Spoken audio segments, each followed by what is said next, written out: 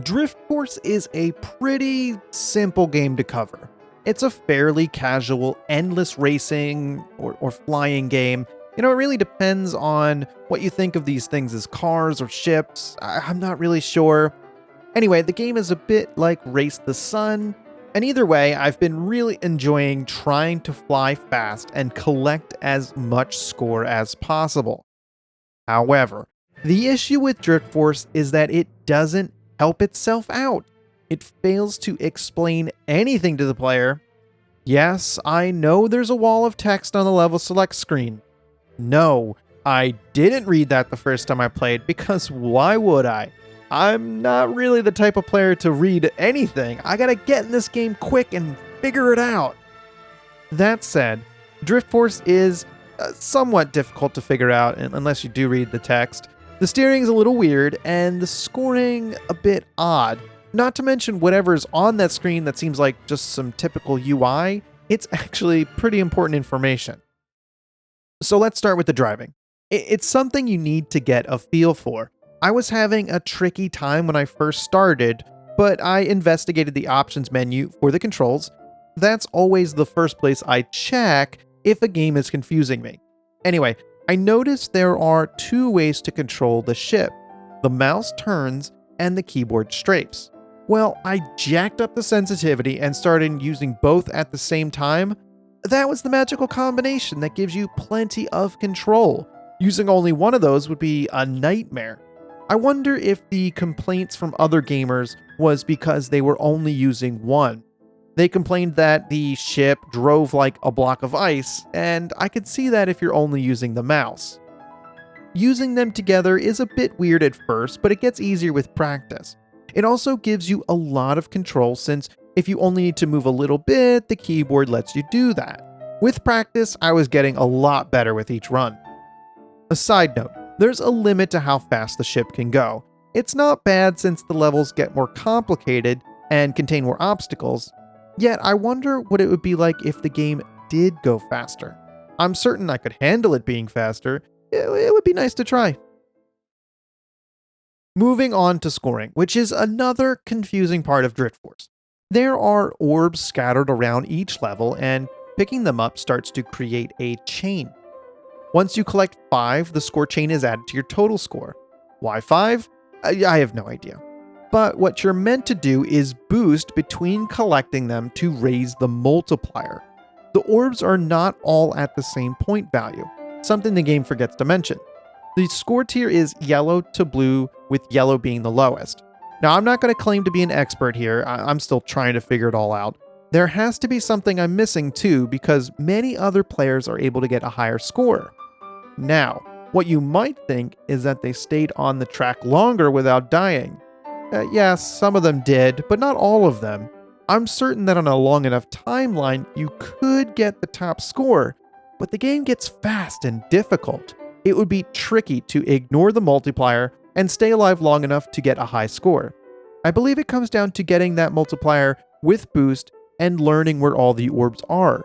Most runs in the game are under 10 minutes, even if it doesn't feel like it. This is about having a quick run and getting as much score as possible. Alright, on to that UI. The most important part all lives down in the lower left corner. The hull damage is important since you can end up bumping around the track. Sometimes it does get a little bumper cars and you'll have to wrangle the car back under control. So it matters a little. Until you get good enough where that doesn't happen. However, a head-on collision will wreck your car anyway, no matter if you're at 100% hull. Which is fair enough. Keep in mind that even if you explode, the run isn't over. Again, in the lower left, your ship's stock. It's the blue lines. So you get a few chances at continuing the run, which is fair since sometimes you're going to make a dumb mistake. Driftforce also gives you more ships if you last long enough in the game. It's the blue orbs you pick up. This mechanic surprises me though. It does smooth out the experience, and when you're given 3 chances to make it around one object, but you crash into it every frickin' time, then it's really your own fault, and you can't fault the game. A side note, I love the crash explosion. They're big and the game slows down so you can really focus on the crash. Reminds me a bit of Burnout. Anyway, the levels are yet another area where the game is confusing. The main game levels are randomized, but they're always on the same seed, so this means they're not randomized at all. Using the same seed when randomly generating always gives the same results. You know how it goes. So the top 6 levels are seeds 1 through 6. Then there's a random level, which can be any seed. The thing is, these random levels don't feel that different. It's fairly subtle and only becomes apparent after playing them over and over. It feels like they move through the same area progression, but have a different layout. Now, what I mean is that every time you go through one of those blue portals, the world changes slightly.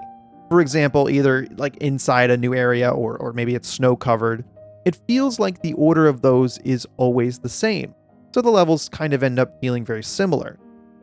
Well, there's different online leaderboards for each, so it doesn't really matter too much. It's also nice to be able to practice a level and memorize pieces of it so you can actually get further into it. The other level types are similar, but let me run through them. There's track mode. It's a randomized level, but you only start with 1 life. I can't see any other differences.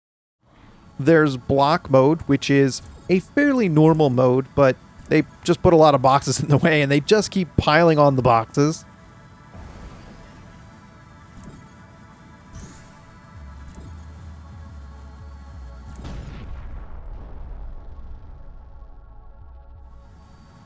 There's space mode, which means you're in space, and the obstacles are something you might find on a spaceship.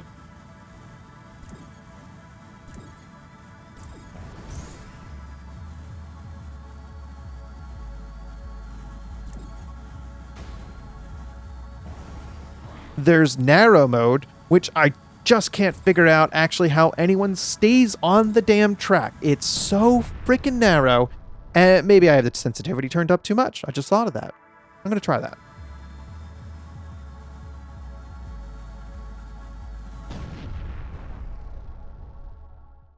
Okay, so there's 3 different choices in ship type. They're all the same mechanically. And this is more about just style. You can also customize the colors a bit. It's nice to have. Overall, Driftforce is odd, and I like it a lot.